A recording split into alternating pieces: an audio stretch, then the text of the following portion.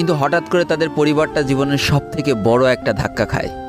যেহেতু তাদের বাবা কৃষিকাজ করে তাদের পরিবার চালাতে হিমশিম খাচ্ছিল, পরিবারের এত প্রেশার, 24 ঘন্টা হাড় ভাঙা খাটুনি করতে করতে একটা দিন হঠাৎ করে উনি প্যারালাইসিস হয়ে যায়। তার ডান পাশের হাত এবং পা পড়ে যায়, যার কারণে সে একেবারে অক্ষম হয়ে পড়ে। আর এটাই ছিল তাদের পরিবারের সবথেকে বড় কালো অধ্যায়। তবে সবথেকে কষ্টের ব্যাপার কি ছিল জানো? পরিবারের এত খারাপ সময়ও তাদের বড় ভাই কিন্তু তাদের পাশে এসে দাঁড়ায় না।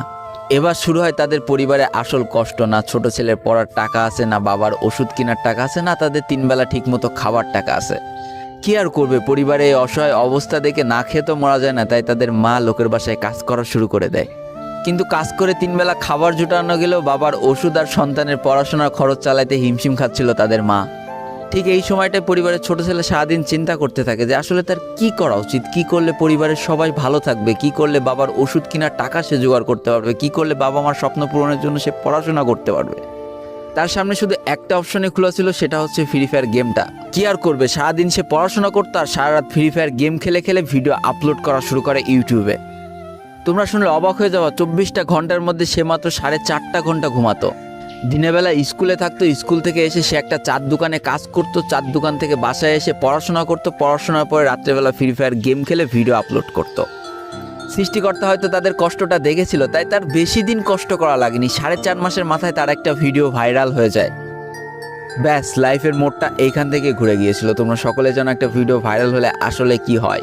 সব জায়গায় তার নাম ছড়িয়ে যায়, মানুষ আস্তে আস্তে তার ভিডিও দেখতে শুরু করে, তাকে পছন্দ করতে শুরু করে, তার গেম প্লে ভালো লাগতে শুরু করে। একটা সময় সে একটা ভালো প্লেয়ার হয়ে যায়। আর সে জীবনে প্রথম পেমেন্ট পেয়েছিল 12,500 টাকার, যেখান থেকে 7,000 টাকার তার বাবার জন্য ওষুধ কিনে দিয়েছিল আর বাকি টাকাটা তার আম্মুর হাতে তুলে দিয়েছিল। তারপর থেকে তার মাসিক বেতন কখনো ওই 12,000 টাকার থেকে কমেনি, বাড়তে বাড়তে বাড়তে বাড়তে একটা সময় তার মাসিক বেতন দাঁড়ায় 1 লাখ টাকা, যেটা ছিল তাদের পরিবারের জন্য অবিশ্বাস্য একটা ব্যাপার। যেই পরিবারটা না খেতে পেয়ে প্রায় মরার মতো অবস্থা হয়ে গিয়েছিল, সেই পরিবারটা আজকে কোথা থেকে কোথায় যেয়ে দাঁড়ালো। তবে সব থেকে মজার ব্যাপার কি জানো, এখন আর ফ্রি ফায়ার খেলতে দেখলে তার বাবা মা কিন্তু তাকে বকে না। তো দেখো, জীবনে খারাপ সময়গুলো চিরদিন স্থায়ী হয় না, খারাপ জীবন কাটিয়ে কিন্তু ভালো সময় আসে। অর্থাৎ তাদের পরিবার এখন ভালো সময় চলে এসেছে। তার বাবা আগে থেকে অনেক সুস্থ হয়ে গিয়েছে, এখন নিজে থেকে হাঁটাচলা করতে পারে, তাকে আর কাজ করে খেতে হয় না, তার মাকেও এখন আর কাজ করতে হয় না।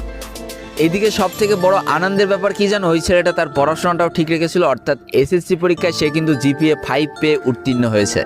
তো বন্ধুরা, আজকের গল্পটা থেকে আমরা কি শিখলাম? জীবনে কোনো পরিস্থিতিতে, যতই খারাপ পরিস্থিতি আসুক না কেন, তোমাকে হার মানা যাবে না। প্রথম যেদিন তার বাবা ফোনটা ধরে আছাড় মেরে ফোনটা ভেঙে দিয়েছিল, সেদিনই যদি সে হার মেনে যেত, তারপরের থেকে যদি সে আর কোনোদিনই ইউটিউবে ভিডিও না ছাড়তো, তাহলে সে আজকের এই পর্যন্ত পজিশনে পৌঁছাতে পারতো না। দারিদ্রতা বলো, না খেয়ে স্কুলে যাওয়া বলো, চার দোকানে কাজ করা বলো, বাবা মার অসহায় পরিস্থিতি বলো, কোনো কিছুই কিন্তু এই ছেলেটাকে দাবিয়ে রাখতে পারিনি। আর দিন শেষে যেই মানুষটা সর্বোচ্চ কষ্ট করে, সৃষ্টিকর্তা তার পুরস্কার নিজে হাতে করে দেয়, এটাই তার জলজ্যান্ত একটা উদাহরণ।